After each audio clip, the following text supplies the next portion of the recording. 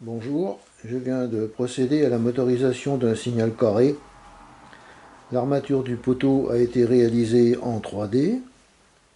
L'aiguillage concerné par l'emplacement de ce signal est commandé par un moteur tortoise qui, par l'intermédiaire d'un des deux interrupteurs internes, commande le moteur MTB que j'ai positionné sous la plaque. Grossis un peu. Voilà. Le rôle de ce moteur ayant pour but de faire pivoter l'axe en laiton relié au carré. L'axe en laiton là, qui est relié au carré. Donc après pas mal d'essais, j'ai trouvé une solution. Il y en a peut-être d'autres, mais bon, je me suis arrêté à celle-ci. Le moteur MTB a un mouvement linéaire. Vous voyez ?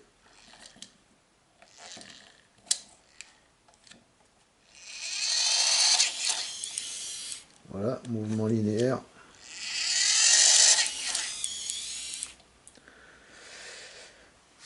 Donc, d'où la difficulté pour moi de trouver le système qui fera pivoter l'axe du carré. Donc, dans un premier temps, j'ai courbé l'axe en laiton 2 fois à 90 degrés. Alors là, la première courbure et là, la deuxième courbure.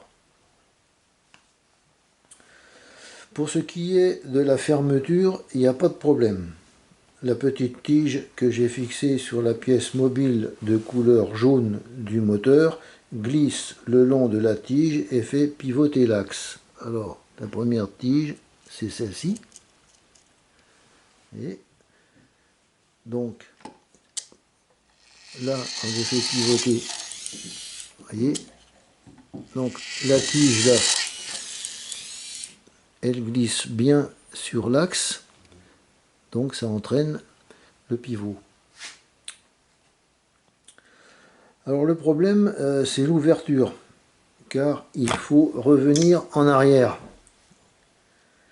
Alors dans un deuxième temps, j'ai relié par un fil élastique la deuxième courbure de 90 degrés. Donc la deuxième courbure ici. Et on aperçoit ici le petit fil élastique. Donc que j'ai fixé à l'extrémité de la pièce mobile jaune.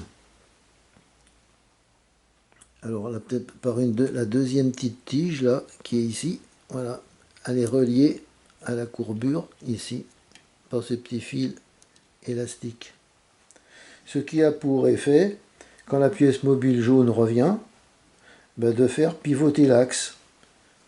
Et grâce à l'élasticité du fil, il n'y a pas de flottement.